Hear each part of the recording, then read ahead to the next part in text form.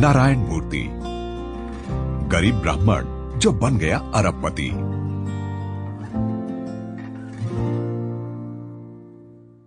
अपनी computer scientist पत्नी से 10,000 रुपए उधार लेकर इन्फोसिस जैसा विशाल आईटी साम्राज्य खड़ा कर देने वाले नागावरा रामराव नारायण मूर्ति को दुनिया आज नारायण मूर्ति के नाम से जानती है।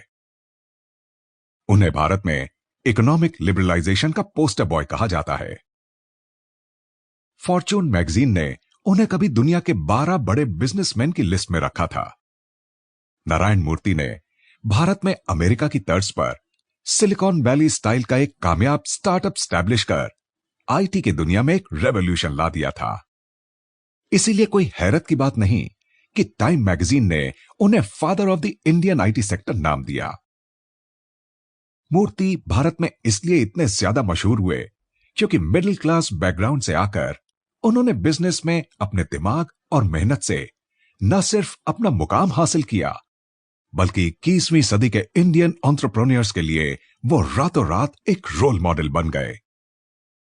इसीलिए देश ने उन्हें पद्मश्री और पद्म भूषण जैसे सम्मानित अवार्ड से नवाजा।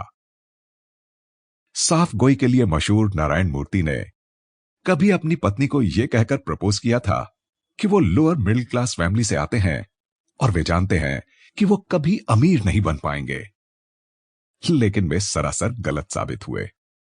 आज मूर्ति दुनिया के 1200 सबसे अमीर लोगों में एक हैं।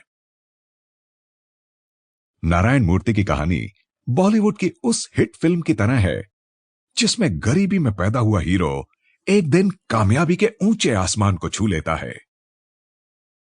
मूर्ति का जन्म भारत की आजादी से ठीक 1 साल पहले 20 अगस्त 1946 को मैसूर के एक छोटे से चिटला गट्टा गांव में एक गरीब ब्राह्मण परिवार में हुआ था।